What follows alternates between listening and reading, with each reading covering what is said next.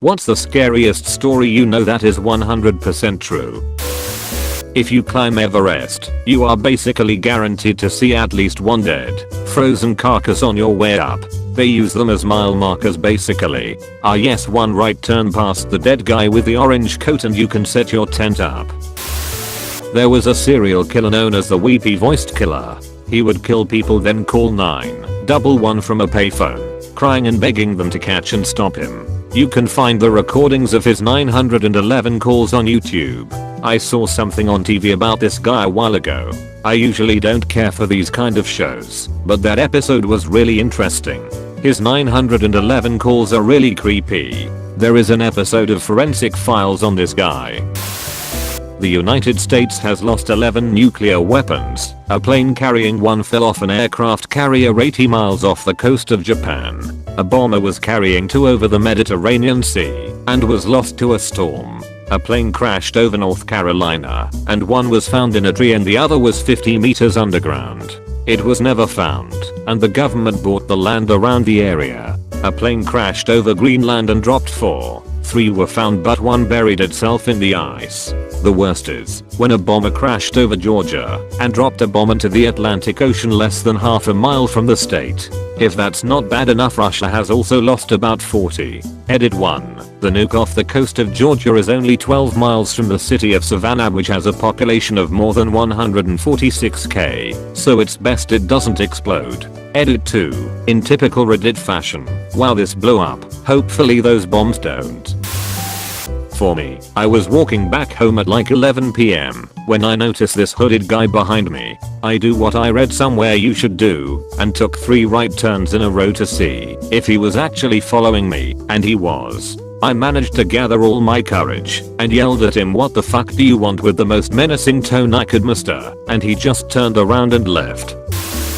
I work at a pizza place in Street Louis called Imo's. About 10 years ago, there was a guy who was a manager at our store named Michael Devlin. He abducted 2 children in total, but quickly got caught a few days after abducting the second child.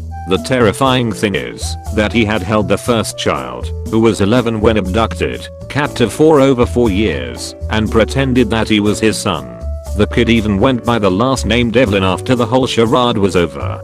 He abducted the second kid by following a school bus to somewhere in Buttfuck, Missouri, somewhere where hardly anyone would be able to see him. When he pulled up in his truck, a kid in the back of the bus noticed how it was weird that there was a car in the area rather than the usual ones he saw on most commutes. Next thing he knew, the kid they dropped off went missing, so he gave the police a description of it. A few days later, after reading the paper, my pizza shop owner, Mike, recognized the description and ended up filing a report on his own manager.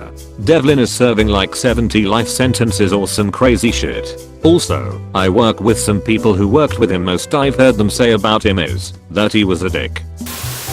Fatal familial insomnia. The whole story is batshit and perhaps the most terrifying Wikipedia rabbit hole I've ever gone down. Only a few families have this genetic disorder, IIC, and once you develop it, that's it. You die an agonizing death from an inability to sleep. It starts off like regular insomnia, but progresses over a few years until you legit go insane and finally shut down.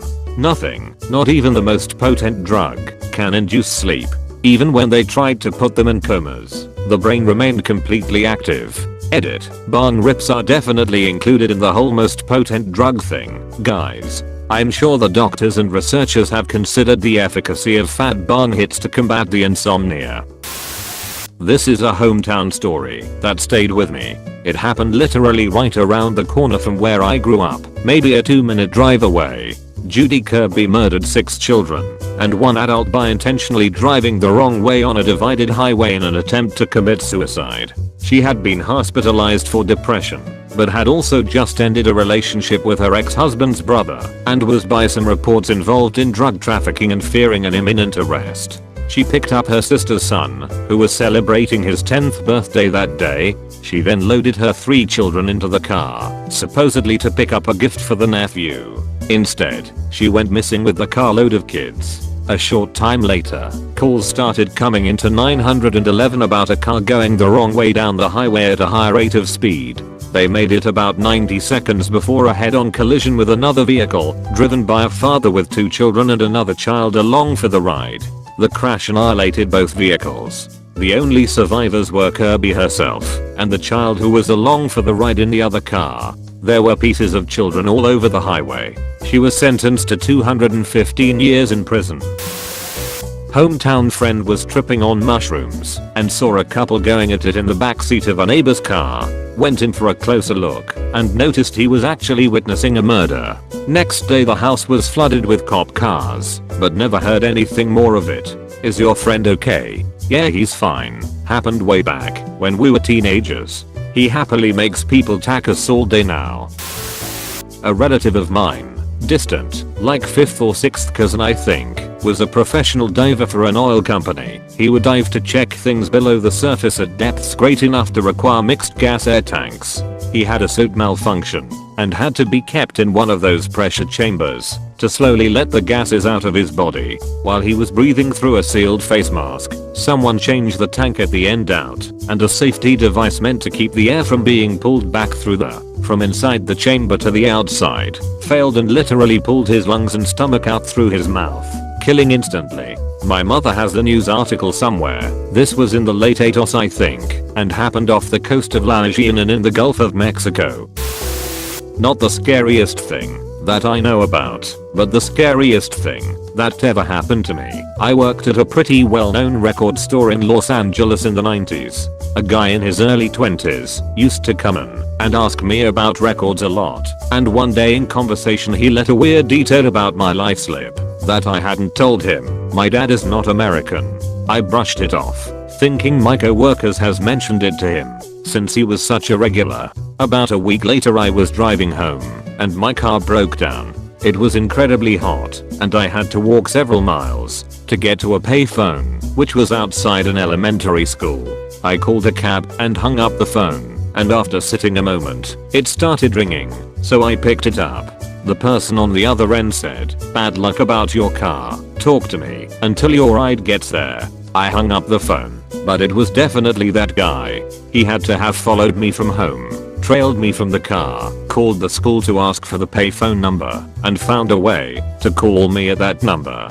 There weren't really cell phones at that time, but there was a gas station and a grocery store across the street, so who knows. I immediately quit my job and moved back in with my parents within 48 hours. I went in to visit old friends from work a few months later, and they told me the guy was arrested for kidnapping. FML. The story of Mary Vincent. I love true crime and don't usually get squeamish, but this story is probably the most disturbing true crime story I have heard yet. Mary Vincent was 15 years old when she decided to run away from home on September 28, 1978. She was hitchhiking along the highway in Sokol, California, standing with 2 other hitchhikers. A man pulled up in a van and said he only had room for her, but not the others. The man driving the van was 51-year-old Larry Singleton. He offered to drive Mary to the I-5 freeway. As he drove, Mary realized that he had passed the ramp to the I-5 and demanded he turn around. Larry said it was an honest mistake and turned around. Soon after, he pulled over and told Mary he needed to go to the bathroom and couldn't wait for a rest stop. When he got out of the van, Mary realized her shoe wasn't tied and got out to tie it. As she was tying her shoelaces, Larry came behind her and hit her over the head with a sledgehammer. He then proceeded to rape and sodomize her. This is where it gets even worse. Larry took a fucking hatchet and cut off both of her arms, just below the elbow. Both of her arms. He then threw her down a 30-foot culvert in a canyon and drove off. The most astounding part of the whole story is that Mary survived. She used what was left of her strength and made her way 3 miles out of the embankment with no fucking arms below the elbow, nude, and was stumbling down the road when she saw a car. The first car she saw sped away in fear. The second car she saw was driven by a couple who were on vacation. They stopped the car, helped her into their truck, and drove her to a nearby airport where they were able to get an ambulance and she was taken to a hospital. Mary is a fucking badass. She then testified twice against Larry, but he only served 8 years and 4 months for attempted murder, forcible rape, sodomy, kidnapping, mayhem, and forced oral copulation. Seriously, the most fucked up story. He got out on good behavior. Later, he murdered a sex worker and was sentenced to death and died in 2001 on death row. This is secondhand from my mom, so I don't remember everything, but when I was younger, like 3 or 4, and she was home alone with me, some guy came up to the door. This was before cell phones and people were nicer, so she answered it even though it was like 8 or 9 at night. Well, the guy was asking if he could come in and use her phone, but she said no. He asked a couple more times before walking in and immediately got stopped by the family dog grabbing his hand and holding it tightly. He started to get nervous and my dad's dog led him back to the door. He had walked further in at this point. My mom was able to push him out and lock the door before running upstairs and calling the police. The cops picked him up a little while later and they found out he had been in a bar fight and stabbed a guy a bunch of times. Without my older brother, my mom and I cold been seriously hurt. He was the best dog ever and lived till the ripe age of 15.